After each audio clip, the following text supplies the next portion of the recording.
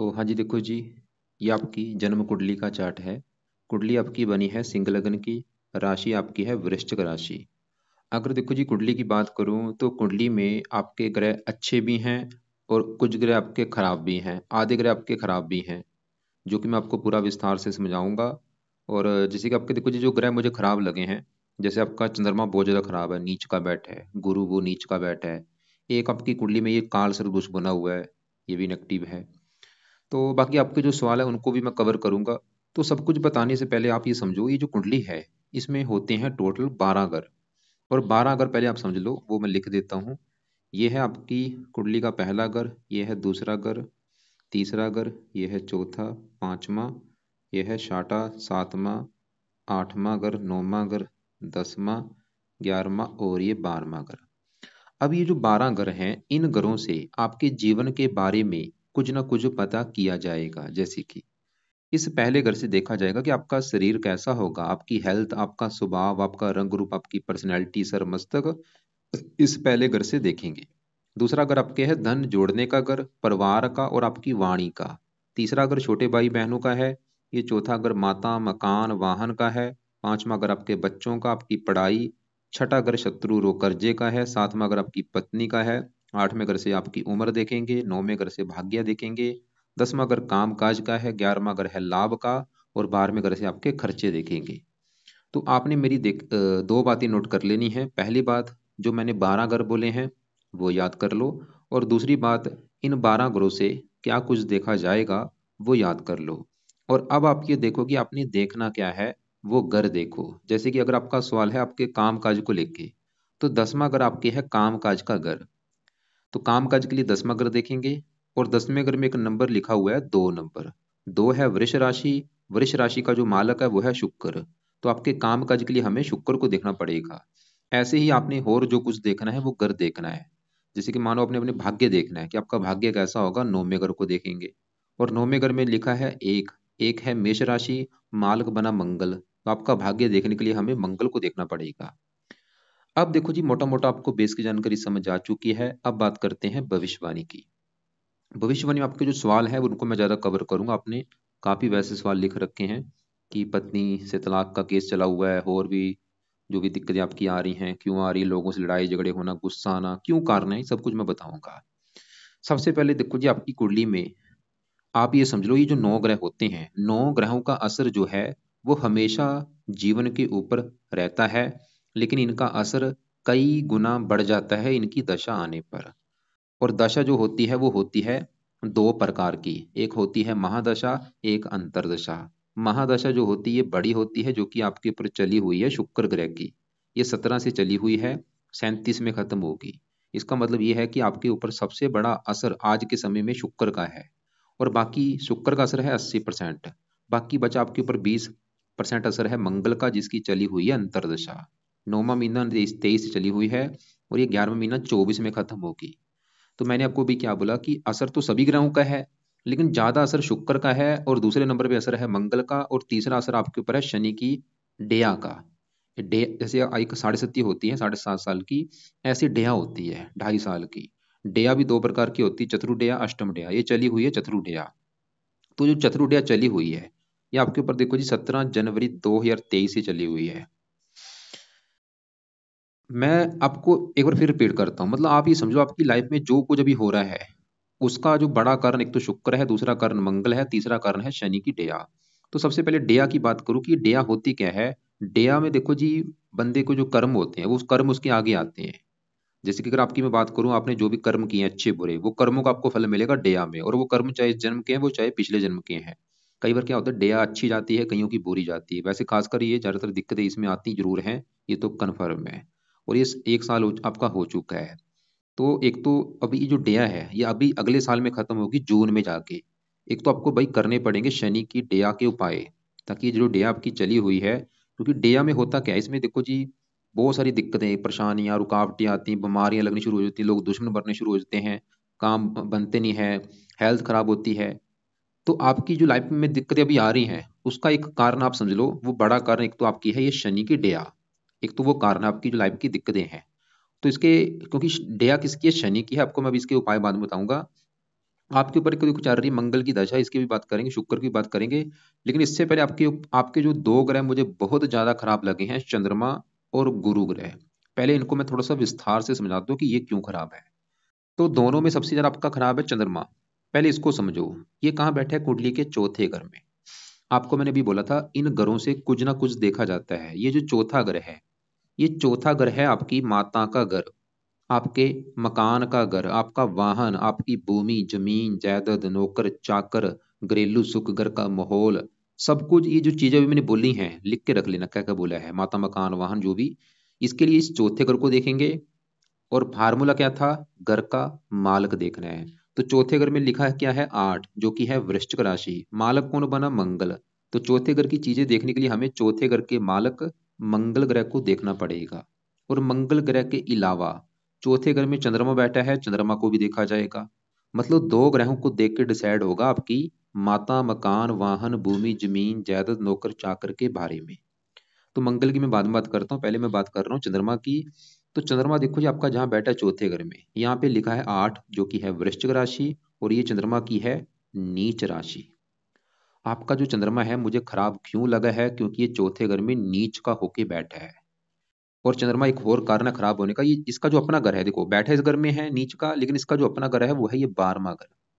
और ये जो 12वां घर है ये खराब घर है, क्योंकि 12वें घर से खर्चा देखा जाता है, हानि दान दंड, हॉस्पिटल के खर्चे, पागल खाना, विदेश यात्रा, जेल यात्रा। ये जो खराब चीजें हैं इस 12वें घर से देखी जाती हैं। और 12वें घर में लिखा है 4, जो कि है कर्क राशि। इस घर का मालक है चंद्रमा।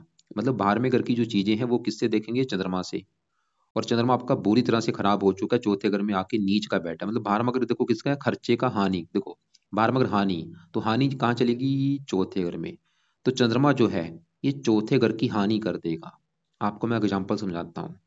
जैसे कि देखो जी मेरा घर है, मैं अपनी बात कर रहा हूँ, मेरे घर में मेरा कोई आ जाए दुश्मन, जो मेरा दुश्मन होगा वो मेरे घर में आया है, तो मेरे घर में वो आके मेरे घर का नुकसान करेगा। घर में मेरा वो सामान तोड़ देगा, कभी फ्रिज तोड़ देगा, कभी वो टीवी तोड़ देगा, फर्नीचर तोड़ देगा। वो काम यहाँ पे करेगा चंद्रमा। ये जहाँ बैठा है चौथे घर में, नीच का है, चौथे घर का कर देगा बुरी तरह से सत्यानाश। मतलब चौथे घर की जो भी चीजें हैं उनको लेके दिक्कतें पैदा कर देगा बड़े लेवल पे। जैसे कि चौथा घर किसका है? माता का। तो चंद्रमा आपको माता के सुख में कमी कर देगा। क्या कमी करेगा मुझे कन्फर्म नहीं, लेकिन कमी करेगा बड़े लेवल पे, कोई ना कोई तो करेगा। जहाँ तो माता बीमार कर देगा, या माता से बनेगी नहीं, या माता की लाइफ में कोई कष्ट आएगा। चौथा घर किसका है? मकान का। आपके मकान के सुख में कमी कर देगा, जहाँ तो आपके पास खुद का कोई मकान होगा नहीं, या मकान ले भी लिया उस मकान को लेकर दिक्कतें आएंगी, परेशानी आएंगी, रुकावटें आएंगी। चौथा घर वाहन का है, वाहन संबंधी दिक्कतें पैदा करेगा, जहाँ तो वाहन होगा नहीं, या वाहन के ऊपर आपका खर्चा ज्यादा होगा, वाहन से हानि होगी, या वाहन से आपका एक्सीडेंट भी हो सकता है। चौथा अगर है भूमि जमीन जायदाद का, इनको लेके दिक्कतें पैदा कर देगा कोई ना कोई। आपने भी थोड़ा सा दिमाग लगाना है, मैंने क्योंकि मैं कन्फर्म नहीं हूँ चीजों को लेके। चौथा अगर है घर का माहौल, घर की जरूरतों को लेकर दिक्कतें, घर में क्लेश होगा। और ये चौथा अगर आपकी है जन्मभूमि का, जहाँ पे आपका हुआ है जन्म, तो चंद्रमा क्या करेगा? आपको जन्मभूमि पर टिकने नहीं देगा, आपको जन्मभूमि छोड़नी पड़ेगी, छोड़ के आपको जाना पड़ेगा कहीं दूसरी जगह, और वहां पे आपको कुछ फायदा होगा। आपका घर दिल ही नहीं लगेगा, घर से बाहर जाएंगे वहां पे आपको फायदा होगा। तो जन्मभूमि से छोड़ के कहीं दूसरी आपको जगह जाना पड़ेगा, ये चंद्रमा ये दिखा रहा है। अब देखो जी चंद्रमा और जिन चीजों का कारक है, मन का कारक होता है, मानसिक चिंता बोझ देगा, डिप्रेशन आपको देगा। माता का कारक है, माता संबंधी दिक्कतें। अब सवाल ये है कि चंद्रमा को सही कैसे किया जाए? तो इसके 3 उपाय हैं। तो पहला उपाय, इसके पीछे देखो 19 लिख रखा है, पावर होती है, पावर माइनस करनी है 0। तो जो पहला उपाय है चंद्रमा का, वो है आप चंद्रमा का दान करो, जो कि आपने हर सोमवार को करना है। ताकि इसकी इसकी दान क्या करता है? पावर को कम करता है, इसकी पावर माइनस होगी 0 होगी। और ये दान आपने करना है, सफेद रंग का दान ले लो, जैसे कि चावल चीनी दूध। इसका दान क्या है, वैसे मैं वीडियो आपको भेज भी दूंगा। तो ये दान आप हर सोमवार को किया करो। दान करते समय चंद्रमा का मंत्र करते करते वो दान आपने करना है कि हे चंद्र देवता, जब का मैं दान कर रहा हूँ, ताकि आपकी कृपा दृष्टि बनी रहे। हर सोमवार को करना है, दान करते रहना लाइफ टाइम। दूसरा उपाय, चंद कवच का पाठ पढ़ लिया करो रात के समय, ओ सुबह के टाइम।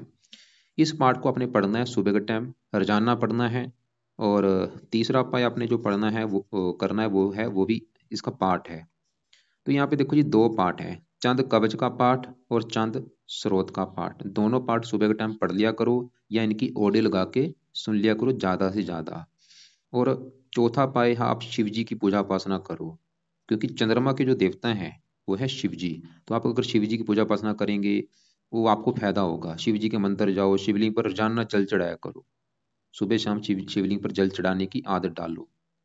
और शिव जी का जो मंत्र है ओम नमः शिवाय, वहाँ पे 5-10 मिनट बैठ के जब शिव जी के मंदिर जाएंगे वहाँ पे जाप किया करो। बैठ जाओ वहाँ पे 10 मिनट बैठ जाओ, 20 मिनट बैठ जाओ, ओम नमः शिवाय ये जाप आपने करना है। तो ये तो हो गए 4 पाए चंद्रमा के। क्योंकि देखो जी सभी ग्रहों को कवर करना है आपको, मैं सिर्फ शॉर्टकट में चीजें बता रहा हूँ, बताने को चंद्रमा की हजारों चीजें हैं लेकिन शॉर्टकट में चीजें बता रहा हूँ। अब आपका दूसरा ग्रह खराब है गुरु। अब देखो जी गुरु क्यों खराब है। गुरु आपका, गुरु तो आपका चंद्रमा से भी कई गुना खराब है।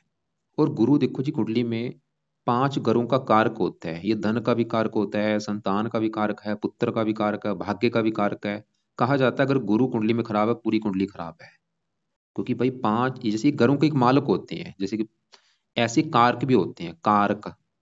तो गुरु आपका देखो जी खराब क्यों है। एक तो वो बैठा है छठे घर में, जो कि एक अच्छा घर नहीं, ऊपर से गुरु छठे घर में बैठा भी, यहाँ पे जो 10 लिखा है मकर राशि में नीच का बैठा है। जैसे चंद्रमा क्यों खराब है, नीच का है, ऐसे गुरु भी आपका छठे घर में नीच का बैठा है। एक तो छठा घर, क्योंकि छठे घर से देखते हैं शत्रु, रोग, कर्जा, कोर्ट कचहरी, चोरी, ठगी, विश्वासघात, ये खराब चीजें छठे घर से देखते हैं। अब सवाल कि गुरु क्या खराब फल देगा। गुरु है जिन घरों का मालक। गुरु आपकी कुंडली में एक तो इस घर का मालक है, 5वें घर का, और ये 8वें घर का भी मालक है। ये जो 5वां घर है ये घर है आपकी संतान का घर, आपकी पढ़ाई का घर और आपकी बुद्धि। ये जो 3 चीजें हैं 5वें घर से देखेंगे। और 5वें घर में लिखा है 9, 9 है धनु राशि, 5वें घर का मालक गुरु। 5वें घर की चीजें देखेंगे गुरु से। और गुरु देखो जी आपका बिल्कुल, क्योंकि एक तो नीच का बैठा ऊपर से छठे घर में, तो गुरु आपको जो खराब फल देगा 5वें घर की चीजों को लेकर देगा। 5वां घर संतान का है, गुरु की वजह से संतानहीन योग बना है। गुरु ये दिखा रहा है कि आपको संतान को लेके आएंगी बहुत सारी दिक्कतें। क्या दिक्कतें आएंगी, जहाँ तो आपकी संतान बीमार होगी, या संतान से आपकी बनेगी नहीं, या संतान का सुख मिलेगा नहीं, या संतान देरी से होगी, या पत्नी का गर्भपात होगा, या पुत्र होगा नहीं, लड़कियां आपके ज्यादा होंगी। तो संतान के मामले में दिक्कतें पैदा करेगा। और आपकी जो संतान होगी वो भी आगे जीवन में ज्यादा नहीं बढ़ पाएगी, या वो बीमार होगी। और गुरु 5वां घर पढ़ाई का, पढ़ाई में दिक्कतें पैदा करेगा। 5वां घर बुद्धि का, आपकी बुद्धि को भ्रमित कर देगा, आप लाइफ में डिसीजन सही नहीं ले पाएंगे। और गुरु छठे घर में बैठा है, छठा घर किसका है, रोग। ये गुरु आपको रोगी बनाएगा। छठा घर शत्रु का है, आपको शत्रु बढ़ाएगा। छठा घर कर्जे का, आपको कर्जदार बनाएगा। छठा घर ननिहाल का, ननिहाल को लेकर दिक्कतें। छठा घर कोर्ट कचहरी का, आपको कोर्ट कचहरी के चक्कर भी लगाने पड़ेंगे। खासकर गुरु की दशा में दिक्कतें आपकी कई गुना बढ़ेंगी। जब भी इसकी दशा चलेगी वो समय आपका बुरा समय होगा, क्योंकि इन ग्रहों का असर कई गुना बढ़ जाएगा इनकी दशा में।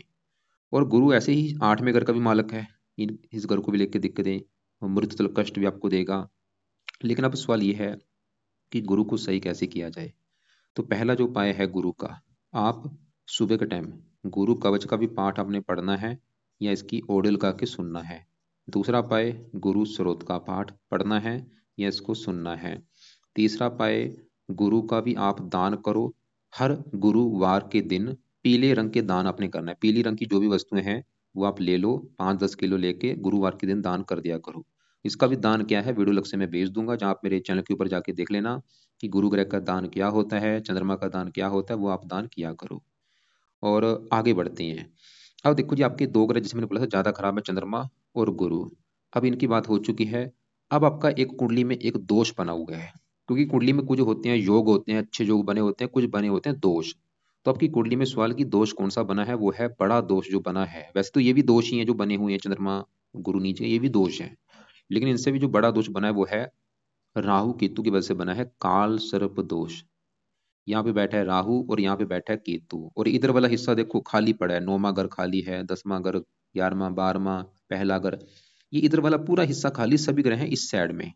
इसे कहते हैं काल सर्प दोष। होता क्या है काल सर्प दोष में, क्या होता है, राहु क्या है, एक सांप है, ये सांप का मुख है, राहु सांप का मुख है, केतु है इसकी पूंछ। तो सभी ग्रह इन्होंने कैद कर रखे हैं, ये मतलब कैद कर रखे हैं, इसकी वजह से बन चुका है काल सर्प दोष। सांप, ये सांप का मुख है, केतु पूंछ है। तो सभी ग्रहों को ये इसकी वजह से क्या होगा, ये दोष जो होता है इस जब भी किसी कुंडली में बनता है, ऐसे लोगों को लाइफ में स्ट्रगल, चिंता, भाग दौड़, परेशानियां, रुकावटें, हजारों दिक्कतों का सामना करना पड़ता है, भाग्य से साथ नहीं देता। और ये दोष जो होता है इसका असर जो है वो वैसे तो हमेशा रहता है लाइफ टाइम, लेकिन ये जो दोष है ये ज़्यादा एक्टिवेट कब होता है, जब भी इनकी चलती है दशा। मतलब जब भी कभी आपके ऊपर केतु की दशा चलेगी उस समय दिक्कतें आएंगी, जहाँ आपके ऊपर कभी राहु की दशा चलेगी उस समय आपको दिक्कतें आएंगी। और आपके लिए नेगेटिव बात क्या है कि आपकी राहु की दशा भी आने वाली है 11 महीना 24 के बाद। ये आपको मैं दिखा देता हूँ। मतलब वो समय अभी देखो जी, अगर आपको लग रहा है कि अभी आपका बुरा समय है, भाई अभी तो बुरा समय आपका शुरू होगा। जैसे कि बड़ी दशा किसकी है, शुक्र की। छोटी दशा किसकी है, मंगल की। अभी मंगल की दशा की बात आएगी, राहु की दशा 11 महीना 24 से लेके चलेगी और 11 महीना 27 तक। ये जो आपका समय होगा ये आपका बुरा समय होगा। तो लेकिन आपके लिए राहु देखो जी, थोड़ा सा मैं विस्तार से समझाता हूँ। कहाँ बैठा है, ये बैठा है दूसरे घर में, जो कि आपका है दूसरा घर, धन जोड़ने का घर। ये जो दूसरा घर है ये धन जोड़ने का भी है, दूसरा घर आपके परिवार का भी, आपका परिवार कैसा होगा और आपकी वाणी कैसी होगी ये दूसरे घर से देखेंगे। मतलब तीन चीजें, धन जोड़ना, परिवार और वाणी, इसके लिए दूसरा घर देखा जाएगा। और फार्मूला है कि घर का मालक देखना है। तो दूसरे घर में लिखा है 6, जो कि कन्या राशि है, मालक बना बुध। तो दूसरे ग्रह की चीजें देखने के लिए हमें बुध ग्रह को देखना पड़ेगा। और बुध ग्रह के अलावा दूसरे ग्रह में राहु और मंगल बैठे हैं, इन दोनों को भी देखना पड़ेगा। मतलब तीन ग्रह कम से कम आपके देख के डिसाइड होगा आपके दूसरे ग्रह की चीजों के बारे में।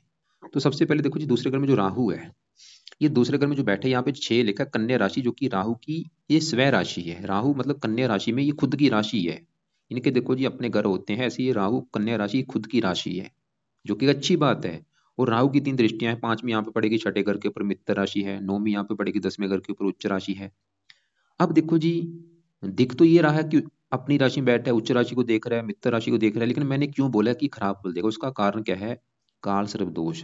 अगर आपकी कुंडली में काल सर्प दोष ना होता फिर आपको राहु ने अच्छे फल देने थे, लेकिन ये काल सर्प दोष की वजह से अच्छे फल आपको नहीं देगा। क्या बुरे फल देगा, बुरे फल समझो। धन के घर में बैठा है, इसकी दशा में आपके धन की हानि बहुत ज्यादा होगी। धन खर्च होगा, धन का नाश होगा, धन जोड़ने में दिक्कतें आएंगी, फिर धन फजूल खर्च होगा। दूसरा अगर परिवार का है, परिवार संबंधी दिक्कतें आएंगी, जहाँ तो परिवार से बनेगी नहीं, जहाँ परिवार को लेकर कुछ दिक्कतें परेशानियां। दूसरा अगर वाणी का, आपकी वाणी कठोर करेगा, आपको क्रोधी बनाएगा। ये दूसरा अगर वाणी का है। अब वाणी के घर में देखो मंगल भी बैठा है। मंगल क्या है, क्रूर ग्रह है, राहु क्रूर है।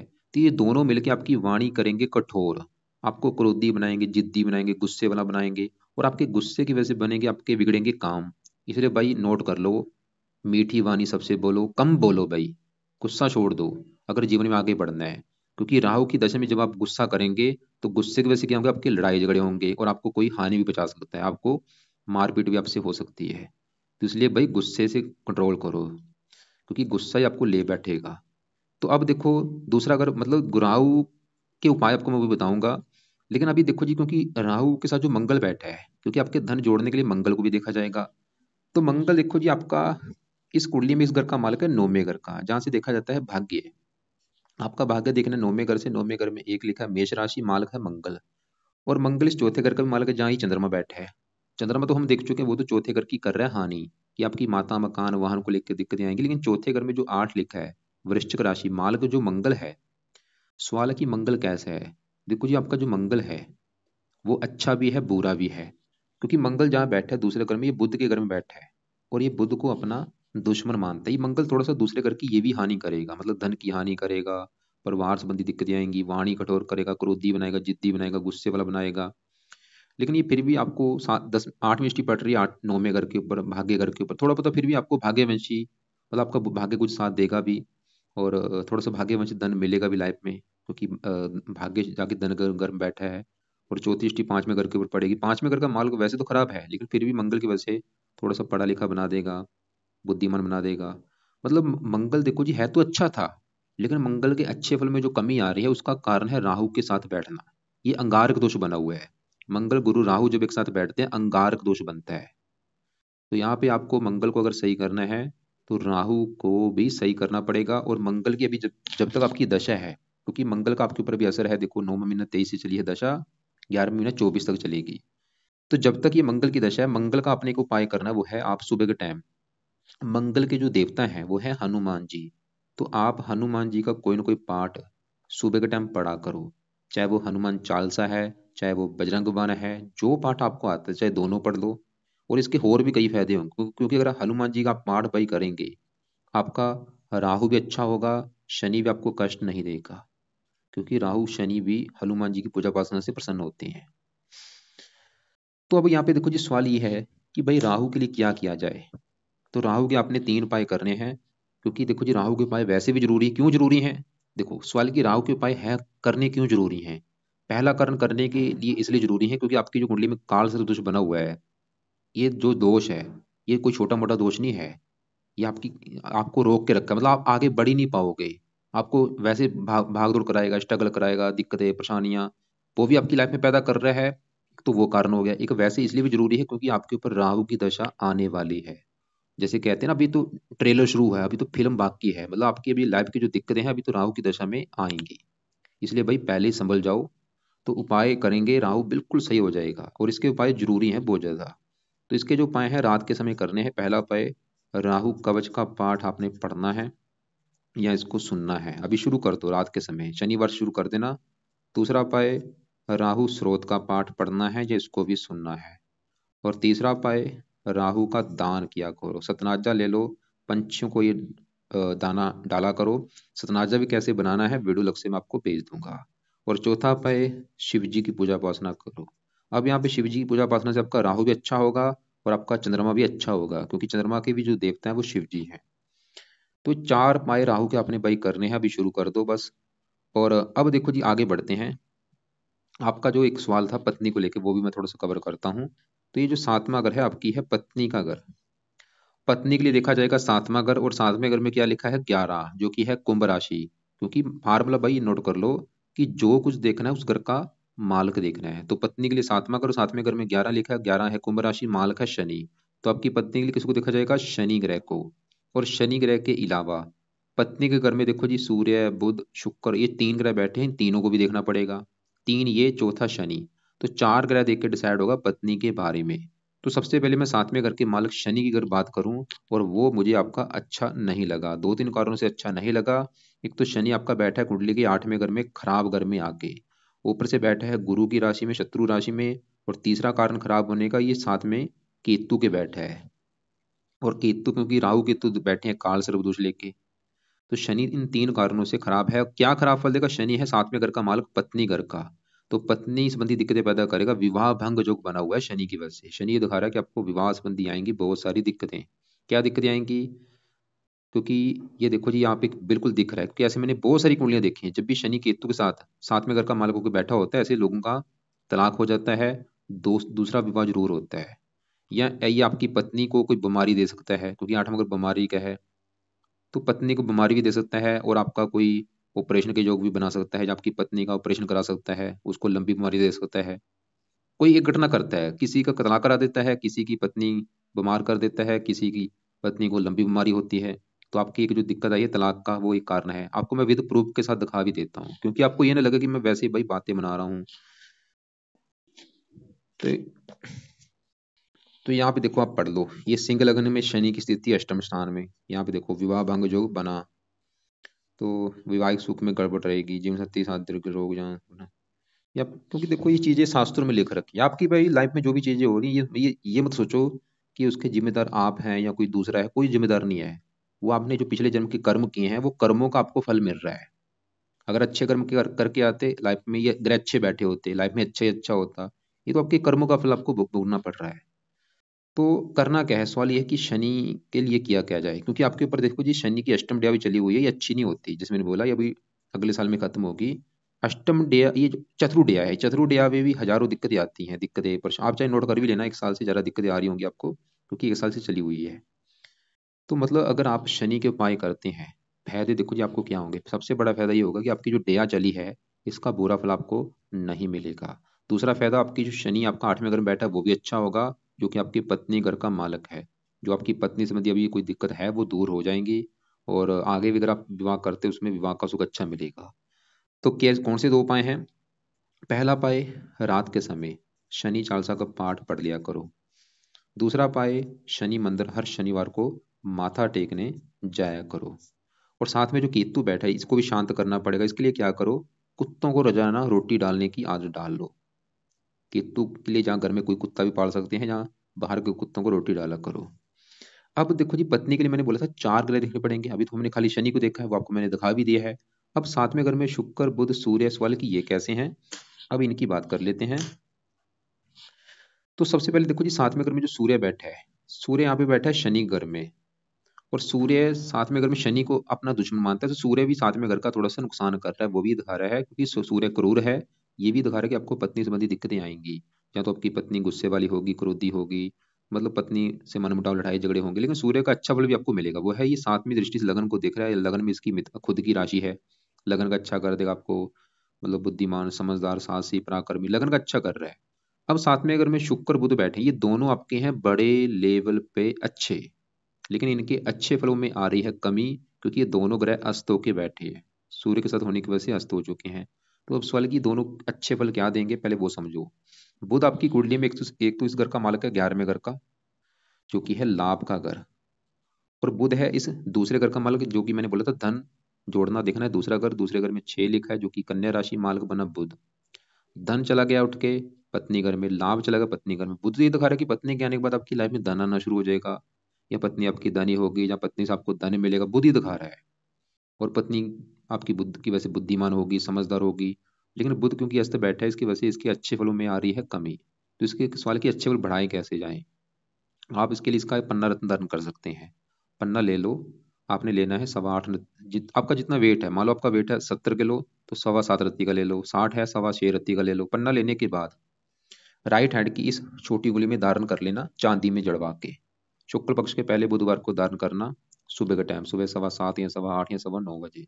पन्ना धारण करने से कई फायदे होंगे, धन भी बढ़ेगा, आमदनी बढ़ेगी, इच्छाएं पूरी होंगी, बुद्धि तेज होगी, वाणी अच्छी होगी आपकी, पत्नी के लिए अच्छा है।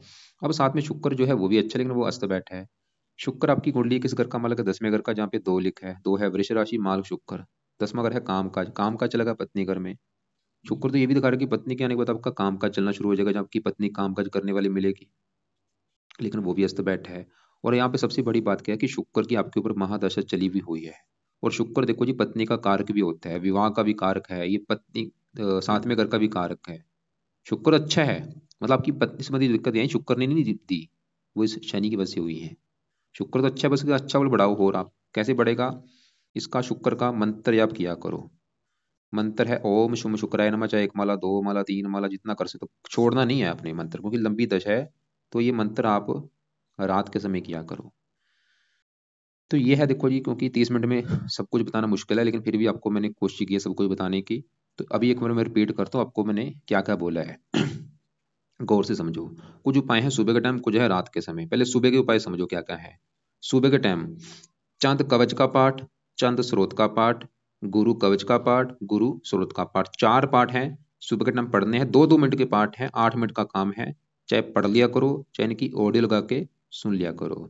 और सुबह के टाइम ही हनुमान जी का कोई ना कोई पाठ सुबह, चाहे दोनों पाठ पढ़ लो, हनुमान चालीसा, बजरंग बाण, जो पाठ आपको आते हैं पढ़ लो। और चंद्रमा का दान भी आपको बोला है हर सोमवार को, गुरु का दान हर गुरुवार को करना है पीले रंग का। अब रात के जो उपाय हैं, राहु कवच का पाठ, राहु स्रोत का पाठ पढ़ने हैं या इनको सुनना है। और शनि चालीसा का पाठ चाहे पढ़ो चाहे सुनो।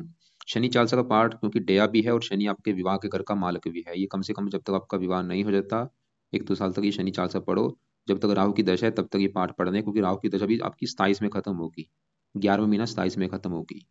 और शुक्र का मंत्र भी रात को करना है, ओम शुम शुक्राय नमः।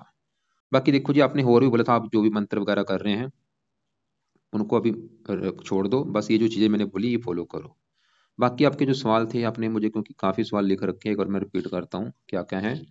आपने बोला है हमेशा बेवजह सबसे दुश्मनी होना, ये देखो जी क्योंकि दया भी चल रही है आपकी, और काल सर्वदोष भी बना हुआ है, पढ़ाई में मन नहीं लगता, 5 मगर पढ़ाई को कर का मालक गुरु नीच का है।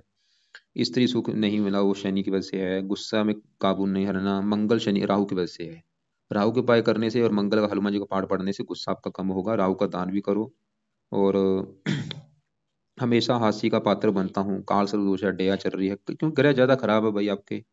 और हमेशा मन ही मन में सबसे बदला लेनी ये चीजें, क्योंकि मंगल आपका दूसरे घर में बैठा है, गुस्से घर में। हमेशा सही मित्रों को ना मिलना, शादी टूट गई है, ये शनि की वजह से है।